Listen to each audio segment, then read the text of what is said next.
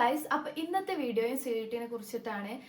Already നിങ്ങൾ apply ഒക്കെ ചെയ്ത് കഴിഞ്ഞ് കറക്ഷൻ ഡേറ്റ് എല്ലാം കഴിഞ്ഞു. ഇനിയിപ്പോൾ അങ്ങനത്തെ പരിപാടീസ് ഒന്നുമില്ല. ഇനിയിപ്പോൾ എക്സാമിന് പഠിക്കുക എന്നുള്ളത് മാത്രമാണ്.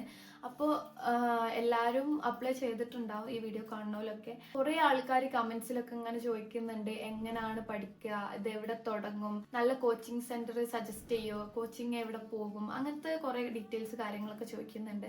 അപ്പോൾ അതിനൊക്കെ കുറിച്ചിട്ട് എങ്ങനെ നിങ്ങൾക്ക് പഠിക്കാം, എങ്ങനെ തുടങ്ങാം, അങ്ങനത്തെ കാര്യങ്ങളൊക്കെയാണ് ഈ വീഡിയോയിൽ പറയാൻ പോകുന്നത്.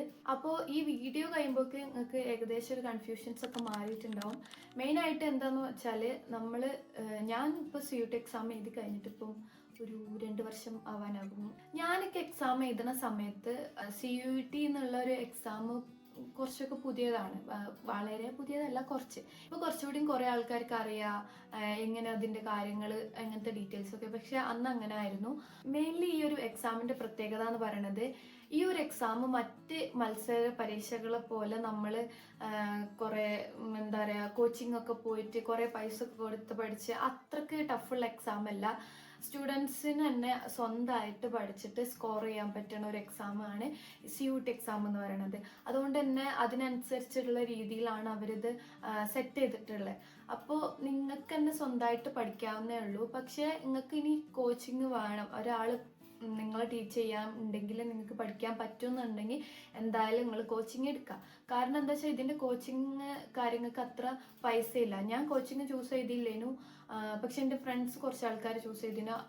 അധികം ഓൺലൈനിലാണ്. എനിക്ക് തോന്നണ ഓൺലൈനായിട്ട് തന്നെ കോച്ചിങ് ഒക്കെ ഉള്ളൂ എന്നുള്ളതാണ് എനിക്ക് തോന്നണത്. നിങ്ങൾ ഓൺലൈനായിട്ട് നോക്കുക. അപ്പോൾ ബെസ്റ്റ് എന്ന് പറയാൻ പറ്റൂല. ഇപ്പോൾ കോച്ചിങ് എടുത്താലുള്ള ഒരു ബെനിഫിറ്റ്സ് എന്ന് പറയുന്നത്, നമ്മൾ സെൽഫ് സ്റ്റഡി ആകുമ്പോൾ നമ്മൾ തന്നെ സ്വയം എല്ലാ കാര്യങ്ങളും റിസർച്ച് ചെയ്ത് കണ്ടെത്തി അങ്ങനത്തെ കുറച്ച് പണികളൊക്കെ ഉണ്ടാവും.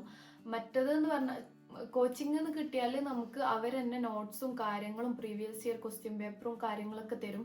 അപ്പം നമുക്കൊന്നും കൂടിയും ഒരു ഈസി പ്രോസസ്സ് ചെയ്യാറും.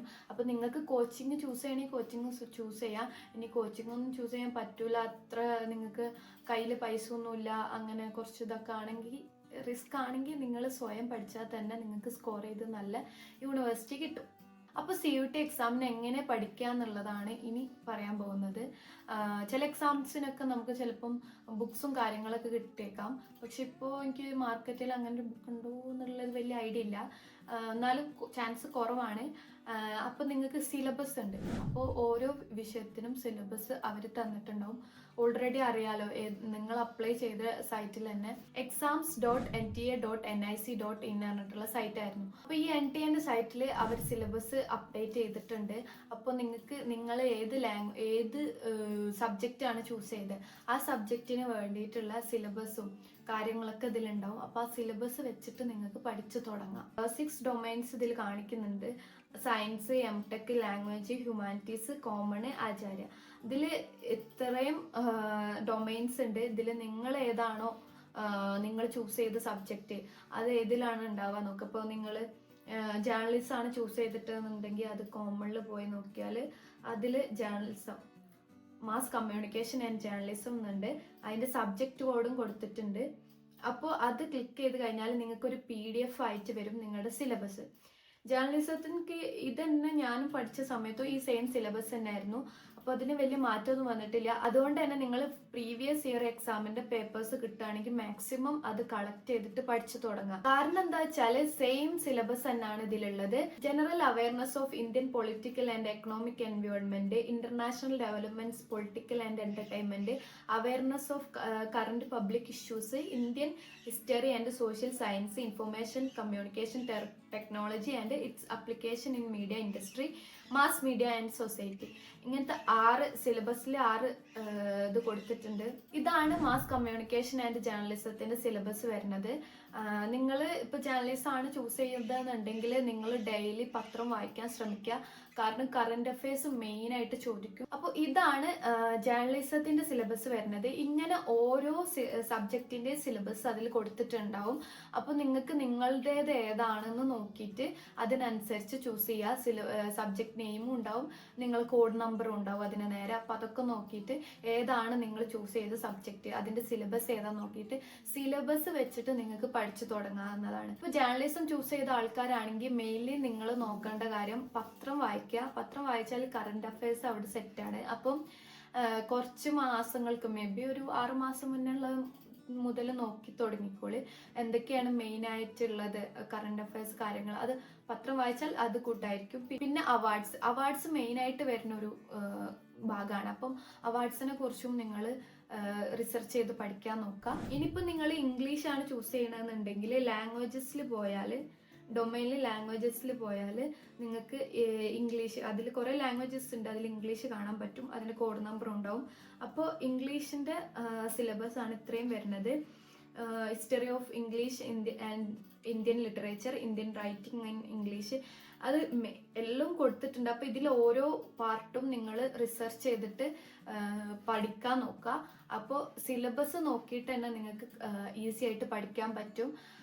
ഇപ്പോൾ തന്നെ തുടങ്ങിയാൽ എക്സാം ആകുമ്പോഴത്തേനും ഏകദേശ ഭാഗങ്ങളൊക്കെ നിങ്ങൾക്ക് കവർ ചെയ്യാൻ പറ്റും. ഞാൻ എന്തായാലും കോച്ചിങ് ചൂസ് ചെയ്യാത്തതുകൊണ്ട് തന്നെ സെൽഫ് സ്റ്റഡി ആയതുകൊണ്ട് ഞാൻ ഇന്റർനെറ്റിലൊക്കെ സെർച്ച് ചെയ്ത് അങ്ങനെയാണ് ഞാൻ ഫുൾ പഠിച്ചിരുന്നത്. സിലബസ് വെച്ചിട്ട് അത് ഇന്റർനെറ്റിൽ സെർച്ച് ചെയ്യും. നിങ്ങൾക്ക് ഈസി ആയിട്ട് സെർച്ച് ചെയ്യാവുന്നതേ ഉള്ളൂ. ഇപ്പം ChatGPT കാര്യങ്ങളൊക്കെ ഉള്ളതുകൊണ്ട് അങ്ങനെയും സെർച്ച് ചെയ്യാം. അല്ലാതെ പ്രീവിയസ് ഇയർ ക്വസ്റ്റ്യൻ പേപ്പർ നോക്കാം. അപ്പം ഞാൻ മെയിനായിട്ട് നോക്കിയ സാധനമാണ് പ്രീവിയസ് ഇയർ ക്വസ്റ്റ്യൻ പേപ്പേഴ്സ്. പക്ഷേ നമുക്ക് കുറച്ചുള്ളായിരുന്നു ആ ടൈമിൽ. നിങ്ങൾക്ക് ഇപ്പോഴും ഒന്നും കൂടി കുറേ ഡീറ്റെയിൽസ് കിട്ടും. സോ അതും നോക്കാം. നെറ്റ് എക്സാമിൻ്റെ ക്വസ്റ്റ്യൻ പേപ്പേഴ്സ് ഞാൻ നോക്കിയിരുന്നു. അപ്പോൾ അതും ജസ്റ്റ് നോക്കാം നിങ്ങൾക്ക്. അത് ഹെൽപ്ഫുൾ ആവും. എനിക്ക് ഹെൽപ്ഫുൾ ആയിരുന്നു, അപ്പോൾ നിങ്ങൾക്ക് ഹെൽപ്ഫുൾ ആവും. പിന്നെ മോക്ക് ടെസ്റ്റ് ഉണ്ടാവും. അതാണ് കോച്ചിങ് സെൻറ്റേഴ്സിൻ്റെ ഒരു ഉപകാരം. അവർ മോക്ക് ടെസ്റ്റ് വെക്കും. അപ്പോൾ അതും നമുക്ക് ഉപകാരപ്രദമാണ്. അപ്പം കോച്ചിങ് ചൂസ് ചെയ്യാൻ പറ്റുകയാണെങ്കിൽ ചൂസ് ചെയ്യുക. ഇല്ല എന്നുണ്ടെങ്കിൽ നിങ്ങൾ വിഷമിക്കേണ്ട ആവശ്യമൊന്നുമില്ല.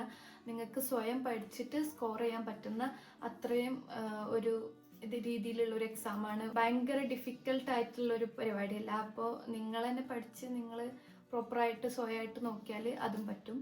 പിന്നെ പ്രീവിയസ് ഇയർ ക്വസ്റ്റ്യൻ പേപ്പേഴ്സ് നിങ്ങൾക്ക് സെർച്ച് ചെയ്തിട്ട് കിട്ടണില്ല എന്നുണ്ടെങ്കിൽ ഇപ്പോൾ ഹിന്ദി ലാംഗ്വേജസിലൊക്കെ യൂട്യൂബിൽ അവൈലബിൾ ആണ്.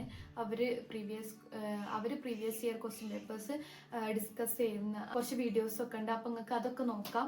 അങ്ങനെ നിങ്ങൾക്ക് പ്രീവിയസ് ഇയർ ക്വസ്റ്റ്യൻ പേപ്പേഴ്സ് കിട്ടും. പിന്നെ നെറ്റ് എക്സാമിന് പഠിപ്പിക്കുന്ന അവരുടെ ക്വസ്റ്റ്യൻ പേപ്പേഴ്സ് നോക്കാറുണ്ട്. ആ വീഡിയോസും കണ്ടു നോക്കാം.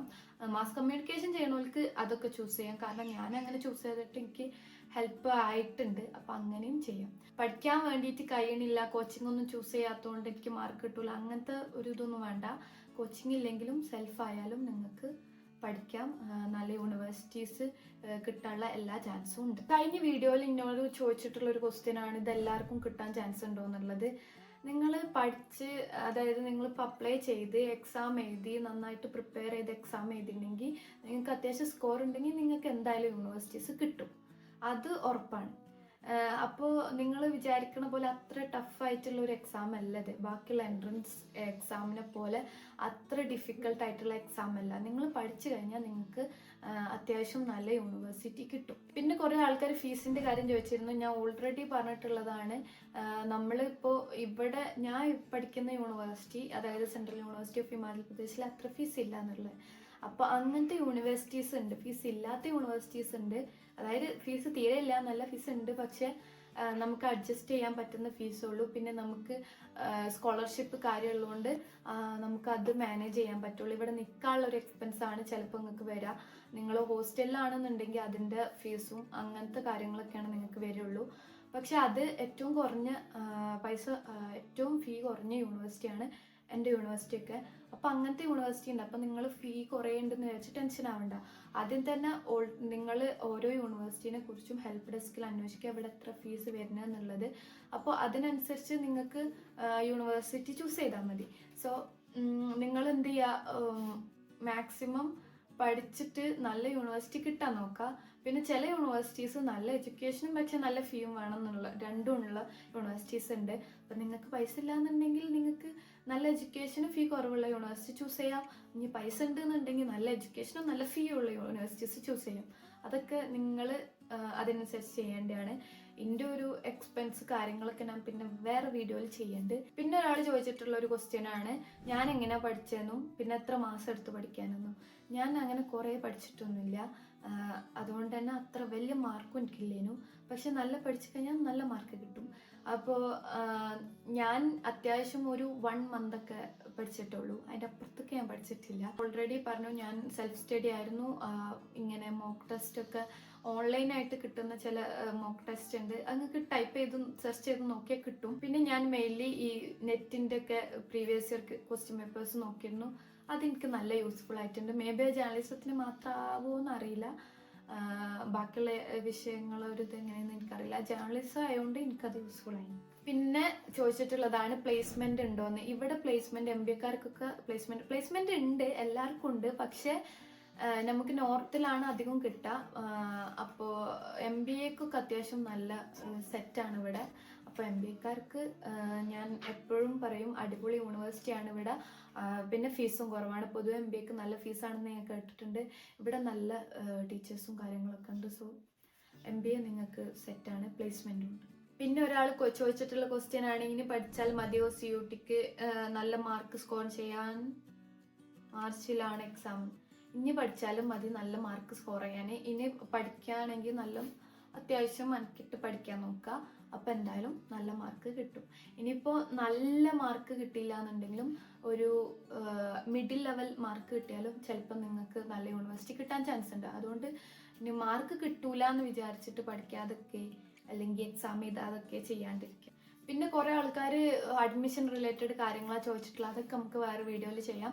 അപ്പോൾ എക്സാമിന് പ്രിപ്പയർ ചെയ്യേണ്ട കാര്യം പറഞ്ഞ സിലബസ് എടുക്കുക, അത് സെർച്ച് ചെയ്തിട്ട് പഠിക്കാൻ നോക്കുക. അപ്പോൾ എല്ലാവർക്കും അവരുടേതായിട്ടുള്ള സിലബസ്, ആ സിലബസ് എന്നുള്ള ക്വസ്റ്റ്യൻസ് മാക്സിമം വരുള്ളൂ. പക്ഷെ ഇനിയിപ്പോൾ എങ്ങാനും പുറത്തുനിന്ന് വരികയാണെന്നുണ്ടെങ്കിൽ അത് കറണ്ട് അഫയേഴ്സ് മാത്രമായിരിക്കും. അപ്പോൾ കറണ്ട് അഫയേഴ്സിനെ കുറിച്ച് കുറച്ചും കൂടി നിങ്ങളൊന്ന് അറിഞ്ഞിരിക്കുക. അപ്പോൾ ന്യൂസ് പേപ്പർ വായിക്കാൻ നോക്കുക. അതാണ് എനിക്ക് പറയാനുള്ളത്. അപ്പോൾ ഇനി നിങ്ങൾ കോച്ചിങ്ങിനൊന്നും പോയിട്ട് പഠിക്കാൻ പറ്റൂല, കോച്ചിങ്ങിന് പോവാത്തതുകൊണ്ട് എനിക്ക് മാർക്ക് കിട്ടൂല, പക്ഷെ എൻ്റെ ഫ്രണ്ട്സ് കോച്ചിങ്ങിന് പോകുന്നതുകൊണ്ട് അവർക്ക് മാർക്ക് കിട്ടും, അങ്ങനത്തെ ചിന്ത ഒന്നും വേണ്ട. നിങ്ങൾ സ്വയം ശ്രമിച്ചാൽ നിങ്ങൾക്ക് അടിപൊളിയായിട്ട് പഠിക്കാൻ പറ്റുന്നുള്ളൂ. അപ്പോൾ എല്ലാവർക്കും all the best. Bye bye.